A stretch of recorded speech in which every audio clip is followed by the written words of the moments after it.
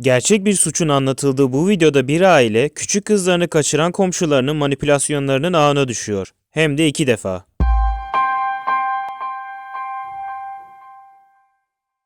Herkese merhabalar. Bugün sizlere Netflix belgeselinde geçen akıl almaz bir olaydan bahsedeceğiz. Bob ve Mary Ann Broberg çocuklarıyla birlikte Pocatello, Idaho'da yaşıyorlardı. Yaşadıkları mahalledeki herkes güvenilirdi ve kimse kapısını kitlemezdi. Mary Ann ev hanımı ve Bob ise çiçekçiydi. Gayet normal ve mutlu bir hayatları vardı. Çocuklarına özgür ve rahat bir çocukluk yaşatıyorlardı. Mary Ann tüm olayların yaşanma sebebi olan Berchtold ailesiyle Kasım 1972'de bir pazar günü kilisede şarkı söylerken tanıştı. Mary Ann kocasına çok sevimli bir aileyle tanıştım ve 5 çocukları var. Kızları kızlarımızın yaşlarında dedi. Onların ne kadar dost canlısı olduklarını anlattı. Bob da onlarla tanıştığında aynı fikirdeydi ve Bay Berchtold ile yakın arkadaş oldular. Onun da bir iş yeri vardı ve iş hakkında konuşurlardı. İki ailenin arası gittikçe iyileşti. Öyle ki Bay Berchtold evlerine şık bir meyve sepeti yollamış ve "ailenizi seviyoruz" yazılı bir not bile yazmıştı. Mary Ann, Bay Berchtold ile karısı Gail'i ilk gördüğünde birbirlerine hiç uymadıklarını düşündü. Kadın çok sessizdi. Fakat Mary Ann ile Gail çok yakın arkadaş oldular. Broberglerin kızları da Bay Berchtold ile çok eğleniyordu. Çocuklar ondan eğlenceli bir baba gibi bahsederlerdi. Ona kısaca B diyorlardı. B bu çocuklardan biriyle kuşkusuz daha yakındı. 12 yaşındaki Jen ile.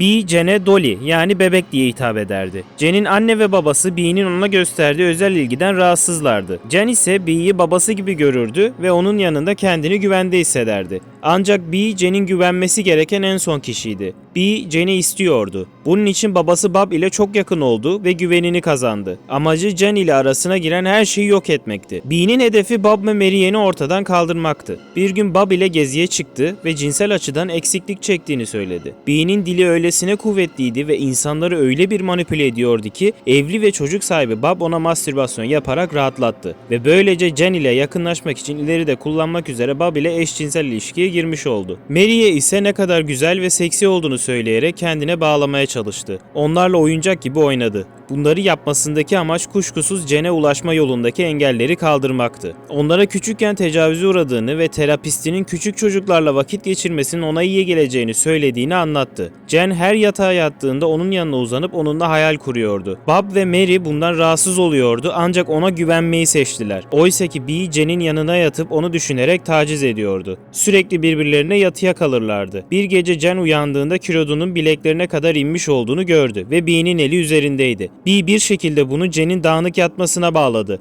Buna inandılar çünkü B'nin yapmış olması onlar için mümkün değildi. 17 Ekim 1974'te B, Mary Ann'i aradı ve Jen'i at çiftliğine götüreceğini söyledi. Araba ile evin önüne geldi ve Jen'e seslenip "seni almaya geldim, eğlenmeye hazır mısın?" tarzı şeyler söyleyip Jen'i heyecanlandırdı. Mary Ann gönülsüz olarak izin verdi çünkü Jen gitmeyi çok istiyordu. Geç kalmamaları için tembihledi. Arabaya bindiler. B, Jen'e "atların yanına gideceğiz. Bunu içmezsen alerji olabilirsin" diye bir gerekçeyle alerji hapı verdi. Jen hapı içti ama çok çabuk kendinden geçti ve yolculuk ve gittikleri yer ile ilgili hiçbir şey hatırlamadı. Akşam olduğunda hala dönmemişlerdi. Mary Ann çok telaşlandı. Belki araba bozulmuştur diye düşündü. B'nin kötü bir insan olacağı akılların ucundan bile geçmiyordu. Öylece geri dönmelerini beklediler. B'ye o kadar çok güveniyorlardı ki Jen'e bir şey yapacağını düşünmüyorlardı. FBI'ye boşu boşuna uğraşmamaları düşüncesiyle haber bile vermediler. At çiftliklerine gittikleri gün Perşembe günüydü. Kimseye haber vermeden pazar gününe kadar beklediler. Ancak hala haber yoktu. Sonunda FBI'yi aramaya karar verdiler. FBI kızlarının kaçırılmış olduğunu onlara çok zor inandırdı. FBI, B'nin karısı Gail ile konuştu. Gail bir karavanları olduğundan bahsetti. FBI karavanın olduğu depoya baktığında deponun boş olduğunu gördü. Ertesi gün B'nin arabası boş bir arazide camı içten kırılmış ve kan ile kaplı halde buldu. Arabaya sanki onları kaçırmışlar süsü verilmeye çalışıldığı çok belliydi. Arabanın dışında büyük bir teker ve 2 ayak izi vardı. Bu izlerin Jen'i karavana taşırken olduğunu düşündüler. FBI bu şekilde Jen'in B tarafından kaçırıldığını resmen anladı. Tüm ülkede ve sınırlarda kayıp ve arama anonsları yapıldı. Bu aramalar haftalarca devam etti. Mahalledeki kimse hala B'nin bunu yapmasına imkan vermiyordu. Bob ve Mary Ann bile. FBI araştırmalarında B'nin küçüklere karşı bir ilgisi olduğunu buldu. B bir sübyancıydı. 12-13 yaşlarında bile 6 yaşındaki üvey kız kardeşleriyle uğraşırdı. Bu olaydan önce başka bir küçük kıza musallat olmuştu ama kızın ailesi ihbar etmişti. Böylece B son olarak Jen'e kafayı taktı. Peki Jen'e ne oldu? Jen uzun süre baygın kaldı. Uyandığında elleri ve ayakları bağlıydı ve monoton bir ses duydu. duyuyordu. Olayın şokuyla tekrar bayıldı. Ayıldığında elleri ve ayakları çözülmüştü. Sürekli duyduğu sesler sebebiyle bir UFO tarafından kaçırıldığını düşündü. Sadece çocuktu. Sesler yattığı yerdeki bir cihazdan geliyordu ve sesler Zeta ve Zetra adındaki uzaylılardan geliyordu. Jen'e onun da yarı uzaylı olduğunu, babasının biyolojik babası olmayıp başka bir gezegenden olduğunu söylediler. Jen çok şaşkındı. Uzaylılar şunları söylüyordu: "Senin için önemli bir görevimiz var. Görevi yerine getirmek için erkek bir partner bul ve 16 yaşına kadar gezegeni kurtulmak için birlikte bir bebek yapın. Eğer görevi yerine getirmezsen kız kardeşin Susan'ı kaçırırız. Erkek partneri bulmak için karavanın önüne git,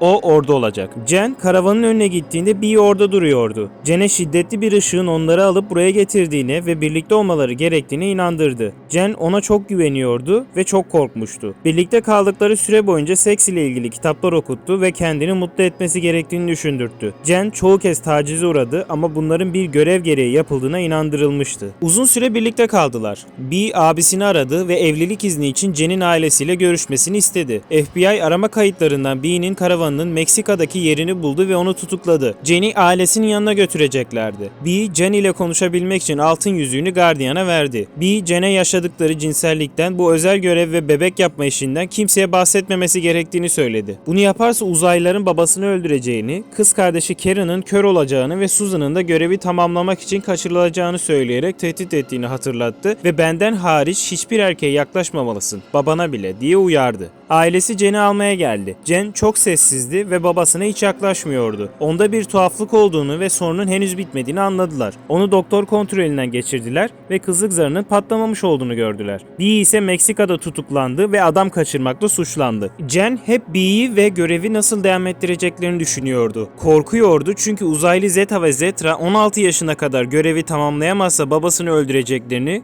Karen'ı kör edeceklerini ve görevi tamamlamak için Susan'ı da kaçıracaklarını söylemişti. FBI, Bob ve Marianne'i Bee ve ailesinden uzak durmaları konusunda ve Bee'nin ne kadar tehlikeli olduğu konusunda uyardı. Ancak onlar uzak durmadılar. Noel arifesinde Bee'nin karısı Gail, Bob ile konuşmaya geldi. Baba bütün suçlamaları kaldırmasını, aksi takdirde Bee ile arasında geçen eşcinsel ilişkiyi ifşalayacağını söyledi. Marianne ile Bob arasındaki bağlar bu gerçekle birlikte kopmaya başladı ve suçlamaların tümünü kaldırdılar. Böylece mahkeme iptal oldu ve Bee serbest bırakıldı. Bunun ardından Bee hemen Jen ile irtibata geçti ve bu görevi tamamlamak için çok az zamanlarının kaldığını, Zeta ve Zetra'nın onu tehdit ettiğini söyledi. Bu süreçte Jen'i kendine bağladı. Kızı resmen düşünceleri ve yalanlarıyla zehirledi. Bu arada sadece Jen'i değil, Marianne'i de zehirlemeye devam etti. Jen'e ulaşmayı kolaylaştırmak için Bob ve Marianne'i ayırmak istiyordu. Marianne'i ayarttı ve birlikte oldu. Böylece Jen'in hem annesiyle hem de babasıyla birlikte olmuş oldu. Birkaç gün sonra bunu baba söyledi ve Marianne ve Bob'un bağları tamamen koptu.